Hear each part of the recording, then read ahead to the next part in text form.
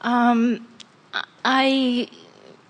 found myself thinking about what I learned here the previous days.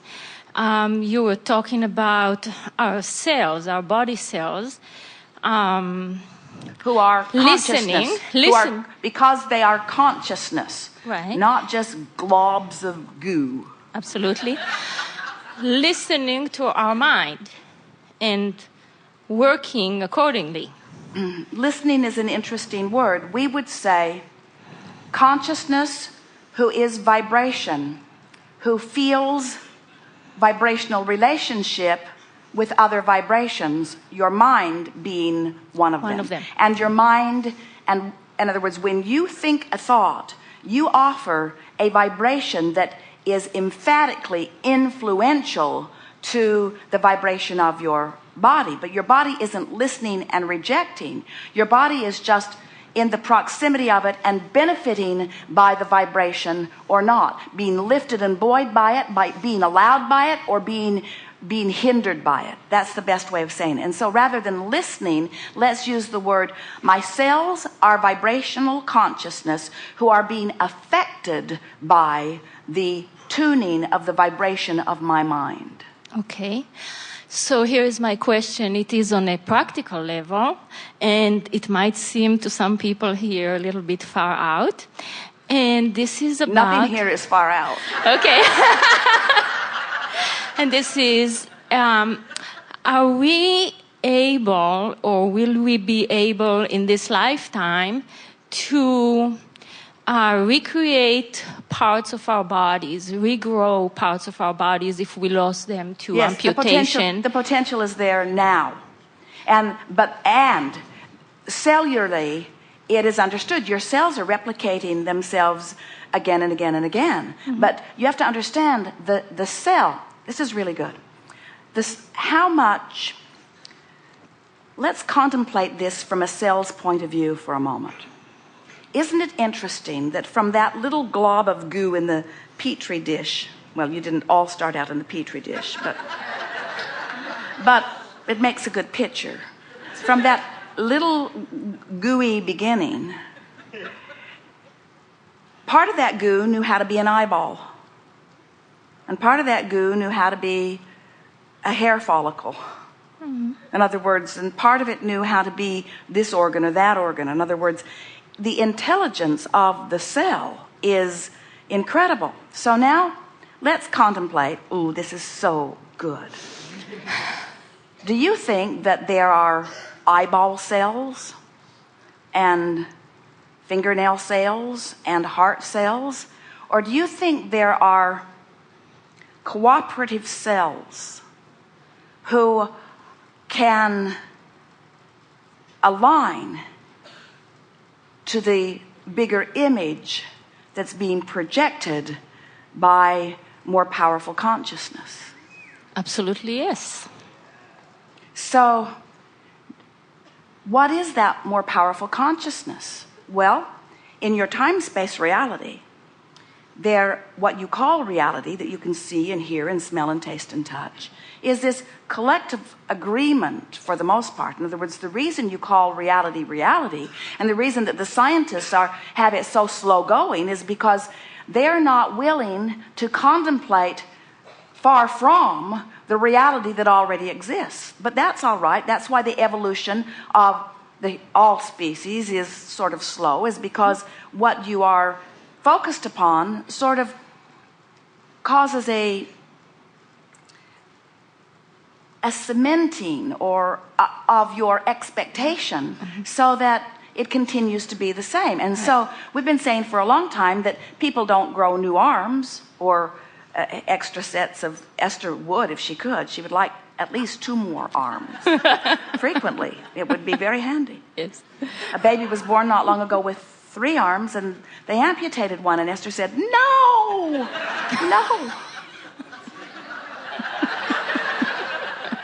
But the reason that people aren't doing it is simply because it is not believed to be possible. So that broader mind is hindering the potential or not encouraging the potential. That's right. So there is this broadest of minds, which is the whole of you that existed in the non-physical before you came forth into this body, that was projecting this very powerful intention that the cells of your body, even while they were forming in the womb of your mother, were learning much of their behavior from the non-physical, yes, but the intention or belief or understanding of the mother. And that's all just fine. In fact, it's really wonderful, because it's nice to have this nest in which to be born. But very soon after that, we would like you to accept your autonomy and accept that you have the ability to think thoughts, and you have the ability to guide the cells of your body as you would like them to understand. So if you intend to be taller, you can be. Jerry and Esther have a dear friend who works at a restaurant that they frequent often when they are in California. And Jerry asked him if he meditates. And he said, I didn't, and then I did for a long time, and now I'm not much anymore. Why do you ask? And Jerry said, well, we're working on a meditation CD with Abraham, and I was just curious about that. He is a musician, and he said, it's interesting. I was very short and very pudgy and very unpopular and very turned inward and very unhappy. And my mother came across Seth. And she encouraged me to meditate. He said, I began meditating, which is just simply the process of quieting his mind and giving his cells a reprieve from discordant thought for a while. And then I began visualizing. I began visualizing myself more as I wanted to be. And he said, in the next year, I grew 6 inches. I lost 50 pounds. I became involved in school. I got active in music. In other words, his whole world shifted, because in that process, instead of just being and responding and reacting, he began directing his thought in a way that matched the intentionality that he had launched even before his birth. In other words, he came into alignment and his physical body cooperated. Now, that's easier for people to hear when you're still a child, or even when you're in adolescence. In other words, you accept growth spurts under those conditions because you see them. But we would like you all to accept that there is nothing that you cannot be or do or have. You live in a cooperative universe which includes your physical apparatus, and whatever you want will be. You form the image, and if you do not defy your own image with reality or with expectation or with the learned knowing of scientists and doctors who know better than the fantasy you're dreaming up, if you don't do that, you will discover the cooperative, we talk about this vortex where all cooperative components are assembled. And we tease you. We say, are you a cooperative component? Because often you're not. Everything that you want has been assembled, but you're not seeing the manifestation of it because you're doubting it. You're worrying about it. You're not a cooperative component. You get in this vortex and spend some time in this vortex and begin paying attention to what's going on in your experience. And those who are watching you will find you an anomaly. Until in time there will be enough of those weird, freakish recoveries that it won't be an anomaly anymore. It will be a new science. Oh, a new science.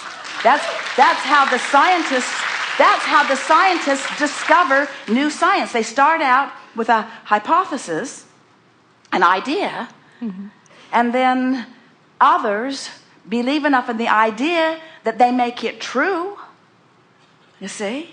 And why would you participate or be a participant in the physical world who participates predominantly in the can't-dos, in the not possibilities? It's not possible. Why do you say that? Because it's never been done. Well, and that's your reason?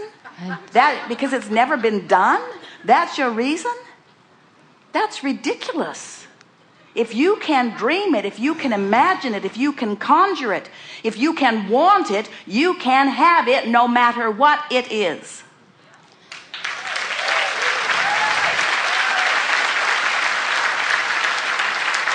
But what limits you, what holds you back, is the very first thing that you said to us when you used the word weird.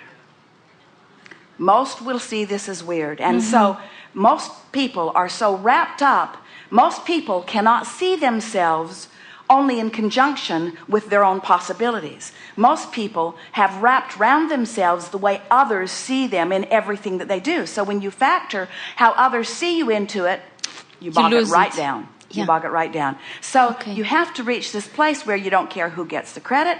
You don't care who understands it. You're doing it. You don't even care if it manifests, because if you care that something manifests that hasn't manifested, you've introduced resistance to it. You just have to so enjoy the dreaming process that you dream for the joy of dreaming.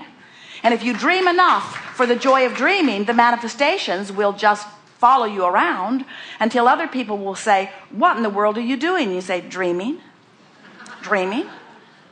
Well, how's that possible? And then you say, "Don't write me, don't email me, don't call me. Because I have a dream that I believe and I don't want to talk to somebody who doesn't get it." Yes. Really good. I feel empowered. Thank you very much.